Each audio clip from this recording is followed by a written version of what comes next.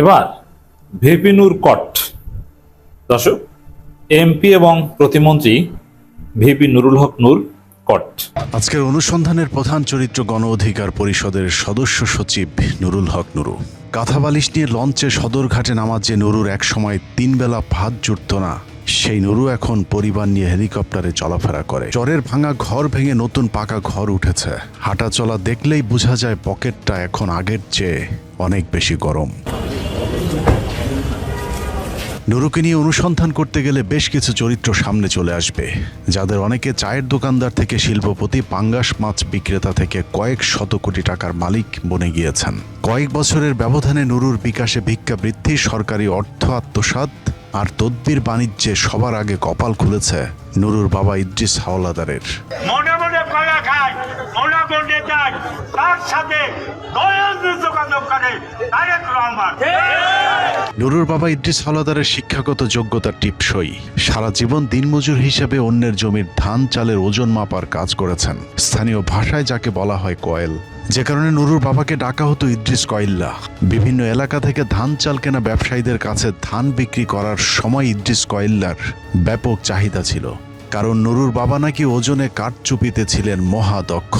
একমাত্র শালা ডাকসুর বিপি হয়েছে, তোর জন্য প্রয়োজনে গাড়ি লাগে, গাড়ি আমি একটা কিনে দেবো। তাদের ওই যে ধান গ্রামে আগে পাল্লা দিয়ে মাপতো, ওই যে হাতের পাল্লা দিয়া, ওই যে 5 সেরের পাল্লা ছিল, দাড়ি পাল্লা, সেটা মাপতো। যারা মাপতো তাদেরকে কয়েলদার বলে আর কি, কয়েল বলে।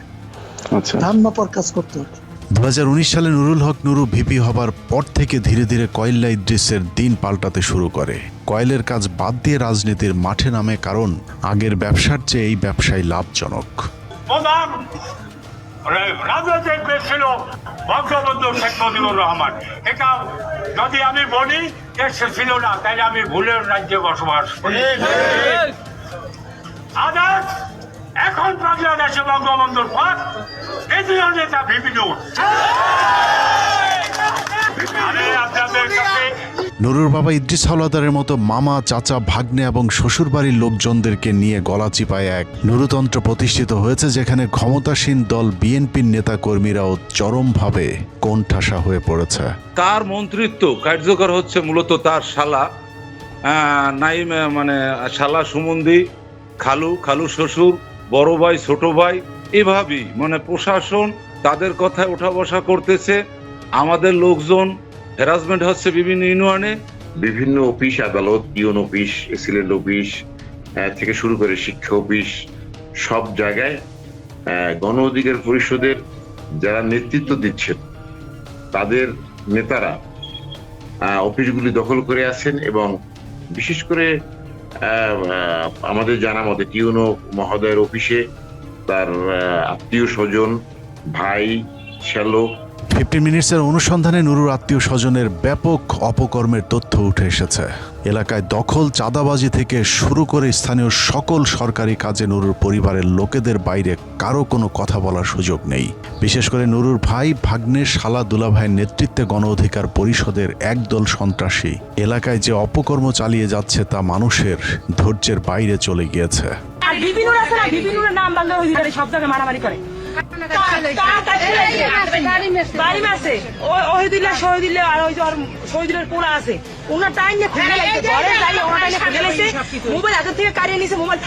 আমার স্বামীর সিনে বাড়ি দিয়ে কুড়ি মধ্যে হালাই শুকাইছে, এই সিনে ইচ্ছে মতো আমার বাসের উপর দৌড়িয়ে জালের উপর দৌড়িয়ে গরমে ঢুকছে। 3 দিন গরমে যায় জিনিস তাহা ছিল আমার জালের দাবাই দৌড়িয়ে 3 দিন ভাই গেছিল, সব হয়ে গেছে। ভিপি নূরের বিরুদ্ধে সাংবাদিক ইলিয়াস তার অসাধারণ যুগান্তকারী অনুসন্ধানের মাধ্যমে তার অন্ধকার জগতের যে তথ্য প্রমাণ, একদম ভিডিও চিত্র, হাতে নাতে প্রমাণ পুরো জাতির সামনে উপস্থাপন করেছেন।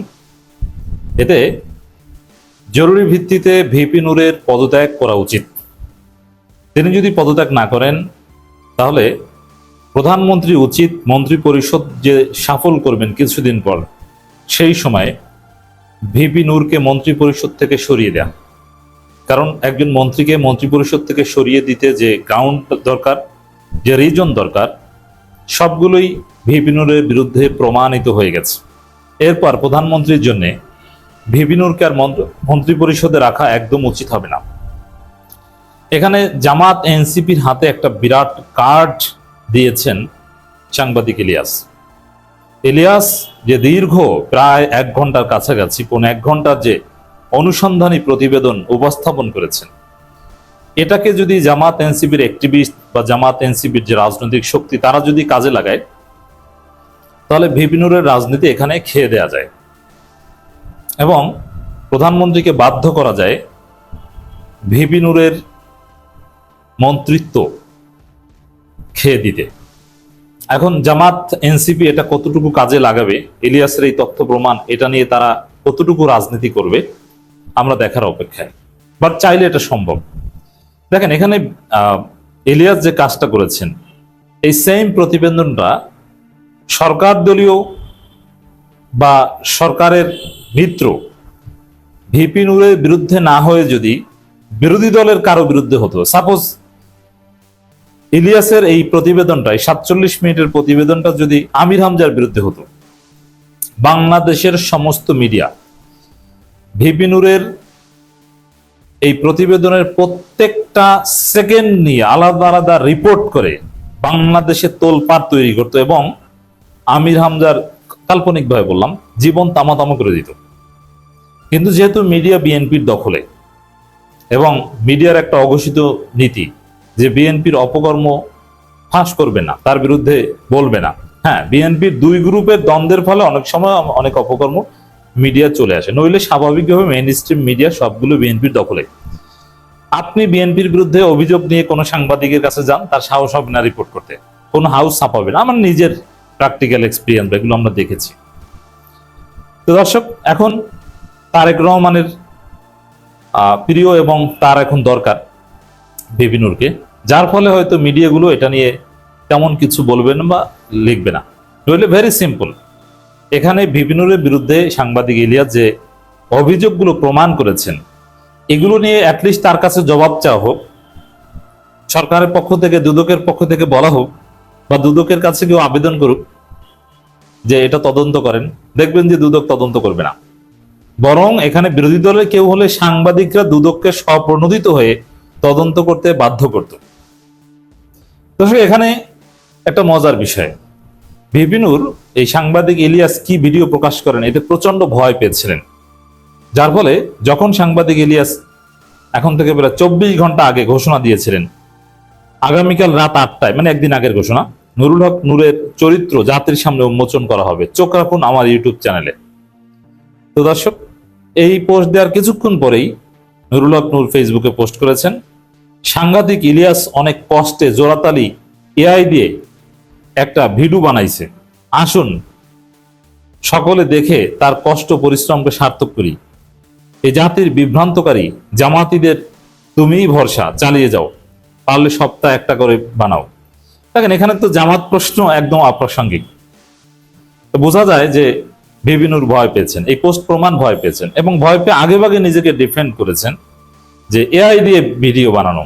এখানে একটা মজার বিষয় আছে, এখানে ভিপি নূর নিজে এবং দর্শকরা, আমার মতো দর্শকরা সবাই ধারণা করেছিলেন যে ভিপি নূরের কোনো নারী ঘটিত কোনো কেলেঙ্কারি এগুলো ফাঁস হবে, কোনো নারীর সাথে তার কোনো যেগুলো হয়, এক মন্ত্রীর ক্ষেত্রে হয়েছে, গাজী নজরুলের ক্ষেত্রে হয়েছে, এরকম কোনো একটা কিছু সামনে আসবে। সবাই প্রত্যাশা করেছেন এগুলো আসবে, আর ভিপি নূর নিজেও ধারণা করেছিলেন এরকম নারী ঘটিত কিছু একটা আসবে। কিন্তু না, নারী ঘটিত, যদিও নারী ঘটিত বিষয় আছে এখানে, তবে সুনির্দিষ্টভাবে নারী ঘটিত ওইরকম কোনো আপত্তিকর ভিডিও এখানে আসে নাই। তো ভিপি নূর ভেবেছিলেন যে নারী ঘটিত ভিডিও আসবে, এই কারণে বলেছিলেন যে এআই। এখন নারী ঘটিত ভিডিও আসলে নিজের বাঁচার জন্য একটা কমন বক্তব্য আছে যে এটা এআই দিয়ে তৈরি। এখন ভিপি নূর, সাংবাদিক ইলিয়াস এখানে যে তথ্য প্রমাণ দিয়েছেন, এখানে তো এআই রিলেটেড কিছু নাই। ভিপি নূর বুঝতে পারেন না যে তার বিরুদ্ধে কি আসতে যাচ্ছে। এখন যেহেতু তিনি নারী গঠিত কোনো একটা বিষয়ের শঙ্কা করেছিলেন, তো এখান থেকে একটা বিষয় ধারণা করা যায় নারী গঠিত কোনো দুর্বলতা ভিপি নূরের রয়েছে, হয়তোবা রয়ের কাছে কিংবা মোসাদের কাছে এরকম কোনো মাল মশলা থেকে থাকতে পারে, যার ফলে র মোসাদের গণ্ডির বাইরে থেকে ভিপি নূর চাইলেও যেতে পারবেন না। বিভিন্নর অনেকটা অসহায় নিরুপায় হয়ে থাকতে পারেন। তো নূর ভেবেছিলেন যে ওই নারী গঠিত কোনো একটা বিষয় ইলিয়াসের হাতে হয়তো চলে গিয়েছে।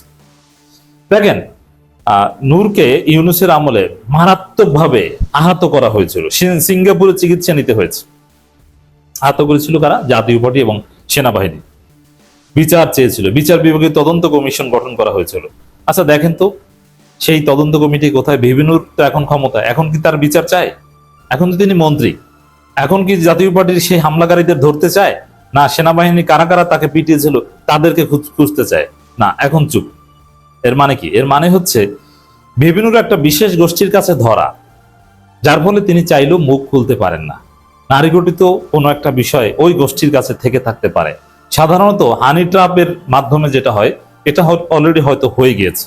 এই ভয় এআই কথা নূর আগেই বলেছিলেন, কিন্তু দিন শেষে দেখা গেল এই রিলেটেড কিছু নেই। আবার আরেকটা পোস্ট দিয়ে বসলেন বিপিনুর, পিনাকি ইলিয়াসরা ইউটিউবার, মানে ইউটিউবার বলে খাটো করা, অথচ তাদের যে পাওয়ার, বাংলাদেশের বিভিন্ন বড় বড় মেইন স্ট্রিম মিডিয়ার চাইতে তাদের তাসির বেশি। তারা বিদেশে বসে বাংলাদেশের রাজনীতি ও রাজনীতি নিয়ে কন্টেন্ট বানায়, এসে হাবিজাবি কথা, কন্টেন্ট বানিয়ে টাকা বানায় ইত্যাদি ইত্যাদি। আচ্ছা, কন্টেন্ট বানিয়ে টাকা ইনকাম করা ভালো, না বিপিনুর যেরকম দুর্নীতি করে টাকা ইনকাম করে, চাঁদাবাজি করে, মাদক ব্যবসা করে, ওইটা ভালো? এখন এটা হচ্ছে যখন একটা গোষ্ঠী কোনো জবাব দিতে পারে না, তখন কন্টেন্ট ক্রিয়েটর, ভিউ ব্যবসায়ী এইসব হাবিজাবি কথা বলে। এগুলো মূর্খদের ভাষা, হোয়াট এভার। বিপিনুর বলছেন যে এর কোনো জবাব টবাব দেব না। তো দিন শেষে সাংবাদিক ইলিয়াস ভিডিও পাবলিশ করেছেন, যার থাম্বনেইল হচ্ছে নুরু ফাইলস বিকাশে টাকা নিয়ে নগদে পোল্টি। দেখেন এখানে নুরু না, আসলে এর নামের মধ্যে নুরু নাই, নূর। শিরোনাম: বাবা কয়েলদার, শ্যালক পাঙ্গাস বিক্রেতা, দুলাভাই চাওলা সবাই এখন কোটিপতি।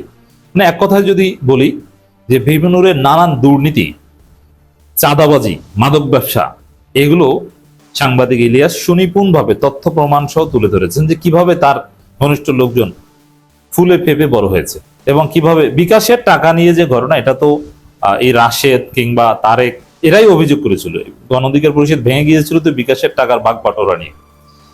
এক কথায় তার মহা দুর্নীতি তুলে ধরা হয়েছে। কোনো সভ্য দেশ হলে বিপিনুর এখন পদত্যাগ করতেন বা প্রধানমন্ত্রী তাকে সরিয়ে দিতেন, কিংবা এতক্ষণে তদন্ত শুরু হয়ে যেত। কিন্তু দিন শেষে আমার মনে হয় না যে, যেহেতু সরকারের লোক, পুরো দুদক কিংবা মিডিয়া সব সরকারের, তেমন কিছু হয়তো হবে না। কিন্তু জামাত এনসিপি চেষ্টা করলে এই উপাদানগুলো ব্যবহার করে একটা অঘটন ঘটাতে পারে। এখানে নারী গঠিত একটা বিষয় আছে। চট্টগ্রামের একজন যুব অধিকার পরিষদের এক নেত্রী ডলি, সে নাকি বিপিনুরের বাসায় প্রায় 15-20 দিন থেকেছিল। বাসায় থেকেছিল, তখন হয়তো বা কোনো একটা কিছু ঘটেছে।